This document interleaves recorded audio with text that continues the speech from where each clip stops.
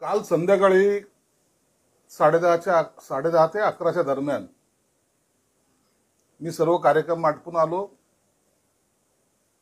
घरात आतमध्ये पॅसेजमध्ये गाडी लावली आणि उतरून आतमध्ये जायला लागलो होतो. तेवढ्यात लाईट 1 मिनिटासाठी गेली. माझ्याकडे जनरेटर असल्यामुळे तातडीने ते जनरेटर 1 मिनिटाच्या अंतराने सुरू झालं. बाहेर काय घडतं याची मला कल्पना नव्हती. एक इसम आतमध्ये आला. पोलीस तिथं होते, सिक्युरिटी होती माझी. त्यांनी त्याला विचारलं की काय काम आहे, तर त्यांनी काही बोलायला नकार दिला. पुन्हा त्यांना विचारलं की तुमचं काय काम आहे, तर तो त्या पोलिसांच्या अंगावर धावून गेला. मग पोलिसांनी त्याला पकडलं आणि पाहिलं तर त्याच्या तोंडाला वास येत होता. कदाचित तो दारू पिलेला असावा असा एक संशय त्यांना आला आणि त्यांनी त्याला धरलं आणि गाडीत बसवायचा प्रयत्न केला. जेव्हा मला ही घटना कळाली आतमध्ये मी असताना, मी सहज सांगितलं की एखादा असेल, पिलेला असेल, काय आहे त्याला विचारून घ्या. पोलिसाला सांगितलं की थोडं दमदाटी करा आणि सोडून द्या. परंतु पोलिसांनी सांगितलं की साहेब आम्हाला थोडा संशय येतोय. इतके रात्रीचा मोटरसायकलीवर येणारा इसम कोण आहे आम्हाला सहनिशा त्याची करावी लागेल. आम्ही आमच्या पद्धतीने तपास करतो, नंतर आम्ही त्याला सोडून देऊ. मग त्याला मेडिकलला घेऊन गेले आणि त्या मधल्या कालावधीमध्ये काही माहिती पोलिसांनी जमा करायला सुरुवात केली की नेमका हा इसम कोण. तर माझ्या मतदारसंघाला लागून असलेला प्रदीप जायस्वालचा मतदारसंघ, त्या ठिकाणी पोलीस स्टेशनच्या समोर समतानगरचा तो रहिवासी, आणि पोलिसांची काही माहिती काढली त्याच्यामध्ये मग तो गुन्हेगार आढळला. 324चं काय कलम त्याच्यावर आहे, 103 म्हणजे खून, 302 आता ते 103 झालं का, तेच कलम काय असावं. 302 मध्ये तो सह आरोपी आहे. मी रात्रीची घटना विसरून गेलो होतो, मला कल्पना नव्हती. म्हटलं पिल्याला सोडला असेल, परंतु सकाळी जी काही मला माहिती मिळाली की त्याला या सगळ्या त्याचा क्राईम रेकॉर्ड जो पाहिला तर तो थोडासा खतरनाकच आहे. पोलीस त्यांच्या पद्धतीने तपास करतायत. परंतु आता जी काही मला माहिती मिळाली की तो निघताना मोटरसायकलीवर 2-3 मित्राला त्याने सांगितलं कि आज मेरे को बड़ा काम मिला है और अपने पास बहुत पैसे आने वाले. आता नेमकं कोणी त्याला काय काम दिलं किंवा काय त्याचा होता इरादा होता त्याची मला कल्पना नाही. पोलीस त्यांच्या पद्धतीने तपास करतायत. मागे सुद्धा काही नोटाच्या प्रकरणामध्ये जे काही बनावट नोटा असतात त्या प्रकरणामध्ये सुद्धा त्याचा हात असल्याचा संशय आहे. म्हणून पोलीस त्याच्या पद्धतीने तपास करतायत. परंतु खऱ्या अर्थानं मी ज्याला किरकोळ घटना समजत होतो ती थोडी सिरियस होण्याच्या मार्गावर दिसते आणि मला वाटतं 1-2 दिवसामध्ये त्याचा सर्व खुलासा होईल. त्याला आता अटक केलेली आहे. त्याच्या संदर्भामध्ये जे माझ्याकडे आले ते काल गुन्हा रजिस्टर केला. त्याच्यावर पहिले 324, 504, 507, 34 हा एक गुन्हा आहे. हा त्याचा फोटो आहे. त्यांनी त्याच्यामध्ये गुन्ह्यामध्ये वगैरे काही सापडलं त्याच्याकडे नाही. पोलीस तपास करतात. मी तर आज सकाळी 6:30ला बाहेर गेलो होतो, कार्यक्रमाला चांदवडला गेलो होतो. मी आता आलोय. मला ह्या मधल्या प्रकरणात काय काय घडलं याची मला कल्पना सुद्धा नाही. मी आता चांदवड म्हणजे नाशिक जिल्ह्यात जाऊन मी आता इथं येऊन बसलेलो आहे. म्हणून पोलिसांशी मला काय, आणि तेही रात्री, म्हणून हा थोडासा संशय येतो. परंतु पोलीस तपास करतील. असं आहे की तुम्ही पालकमंत्री आहात, सरकार तुमचं आहे. तुम्हीच जर सुरक्षित नाही तर सर्वसामान्य औरंगाबादकरांनी काय सुरक्षा ठेवायची. हे बघा, काही जे अशा प्रकारचे या समाजामध्ये त्यांना दोष देणार नाही की अचानक आलेल्या माणसानं पोलिसांनी त्याला तिथं पकडलं ना. परंतु असे जे वृत्तीचे लोक असतात त्यांना कोणीतरी भयकवतं किंवा त्यांना काहीतरी लालच देतं, त्यामुळे असे गुन्हे घडतात. आम्हाला कधीही मला अनेक वेळेला असे धमक्या आल्यात. मी कधी प्रेसच्या समोर आलो नाही. मी कधी पुढे वाच्यता केली नाही. हे येतात धमक्या येणे वगैरे वगैरे, परंतु घरापर्यंत येऊन असं करणं हे मला वाटतं त्याचा हेतू काहीतरी वेगळा असावा हे निश्चित आहे. असं आहे की त्याला माहिती आहे त्या गुन्हेगार आहे, त्याला पोलीस काय हे माहिती आहे. तुमच्या घरी तुम्ही पालकमंत्री आहात, तुमच्याकडे पोलिसाचा बंदोबस्त असतो हे पण माहिती आहे. तरी देखील तो तेवढी आता डेअरिंग करतो. माझा प्रश्न असा आहे की मग तुमच्याकडे येण्याचे डेअरिंग करतो तर सामान्य लोकांचं काय होत असेल?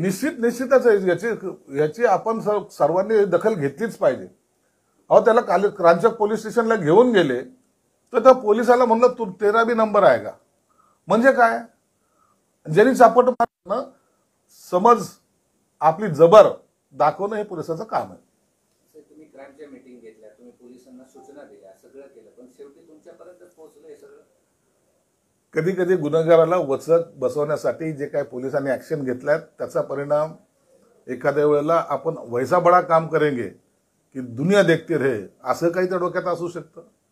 किंवा आजकाल जे काही बातम्या चालल्यात त्या अनुषंगाने कुणी सगळीकडून आता हा माणूस काही थांबत नाही तर काय असाही प्रकार काही करत असतील.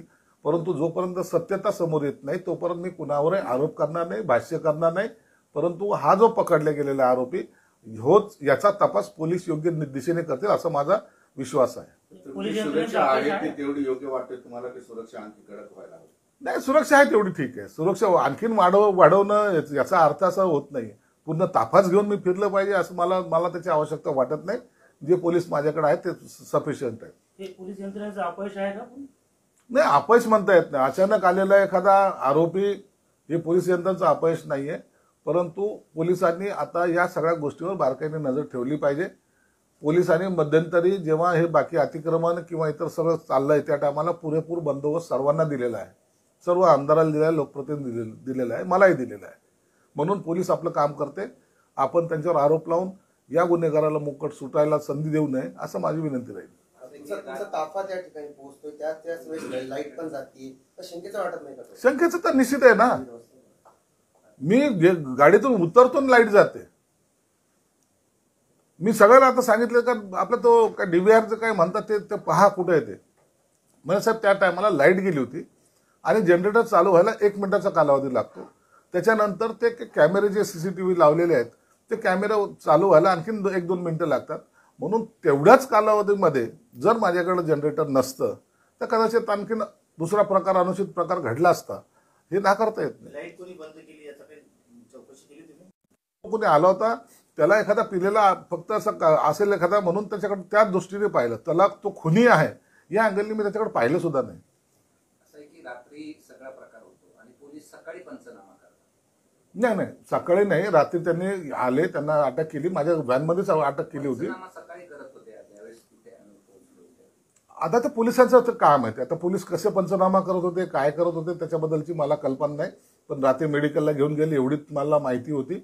आणि सकाळी आज पंचनामा केलाय तर ठीक आहे, ते त्यांच्या पद्धतीने पंचनामा करतील. मला वाटतं तपास योग्य दिशेने करतील ते. बरं, तुमच्यावर जेव्हा आरोप झाले बऱ्याच ठिकाणी आपण पाहिले की ते व्हिडिओ बाहेर आले त्यानंतर तुम्हाला असं वाटतं तुमच्या जीवाला धोका आहे किंवा कोणाचा हात असू कसं काय अंदाज वाटतो? काही लोकांचं आहे, काही लोकांना हे थोडंसं सहन होत नाही म्हणून असा प्रकार करायचा प्रयत्न जरूर करतील ते. परंतु या अशा प्रकाराला मी घाबरणारा माणूस नाहीये. राजकारणामध्ये हे असे प्रकार घडतात आणि ते इथपर्यंत येतील याची मला जाणीव नव्हती. परंतु जर असं कोणी आलं तर आता मी सावध राहील. निश्चित आलेला माणूस वापस जाणार नाही याची काळजी घेईल.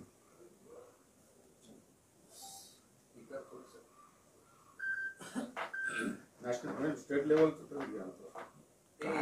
तुमचा एक सहकारी जो आहे तो त्याच्यावरती आरोप होते कृषी मंत्र्यावर मुकाटेवरती की सभागृहामध्ये खेळताना पकडले गेले किंवा त्याचा व्हिडिओ व्हायरल झाला.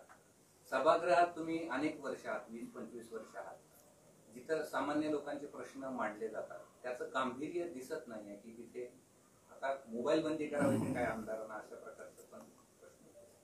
सभागृहामध्ये माणिकराव कोकाटे रमी खेळतायत असा व्हिडिओ आलाय. खरं तर ते व्हिडिओ काढण्याची कामाला म्हणणार की सभागृहात बसलेला तो खाली आपला व्हिडिओ काय करतोय, तो तिथं वरून बसलेला माणूस त्या कॅमेरामध्ये कसा रेकॉर्ड करतोय हा एक प्रश्नचिन्ह आहे. परंतु एक निश्चित आहे, सभागृहामध्ये जर रमीचा गेम खेळत असेल तर हे करणं योग्य नाहीये. परंतु नेमका रमीचा गेम होता किंवा काय होता याची मला कल्पना नाही. परंतु आपल्याकडे प्रत्येकाची नजर असते एवढं मात्र मला या अधिवेशनामध्ये कळालं. नमस्कार, आपण बघत आहात औरंगाबाद समाचार. महाराष्ट्र सरकारने धोकादायक कारवाया प्रतिबंधक कायद्यात सुधारणा केली. मुंबई महाराष्ट्र सरकारने धोकादायक क्रियाकलाप प्रतिबंध सुधारणा कायदा 2018 मध्ये मोठा बदल केला आहे आणि त्याची व्याप्ती वाढली आहे. महाराष्ट्र सरकारने धोकादायक क्रियाकलाप प्रतिबंधक सुधारणा कायदा 2018 मध्ये मोठा बदल केला आहे आणि त्याची व्याप्ती वाढवली आहे. आता ते बेकायदेशीर जुगार, बेकायदेशीर लॉटरी आणि मानवी तस्करीमध्ये गुंतलेल्या लोकांची देखील काळजी घेते. या दुरुस्तीनुसार जर काही क्रियाकलाप सार्वजनिक सुव्यवस्थेवर परिणाम करत असतील तर त्यांच्यावर प्रतिबंधात्मक कारवाई केली जाऊ शकते, ज्यामध्ये अटकेचाही समावेश आहे. या कायद्यात आतापर्यंत झोपडपट्टी मालक, अवैध दारू विक्रेते, ड्रग्ज गुन्हेगार, वाळू तस्कर आणि काळा बाजार करणारे यांचा समावेश होता. आपल्या आजूबाजूला बेकायदेशीर जुगार, लॉटरी किंवा मानवी तस्करीशी संबंधित शंका असेल तर स्थानिक पोलिसांना माहिती द्यावी, ही सूचना महाराष्ट्र शासन विधी व न्याय विभागामार्फत 9 जून 2025च्या शासकीय राजपत्रानुसार नागरिकांच्या सुरक्षेसाठी प्रसारित करण्यात आली आहे. सरकारी लॉटरीची तिकिटे खरेदी करा आणि बेकायदेशीर लॉटरीच्या तिकिटांपासून दूर राहा.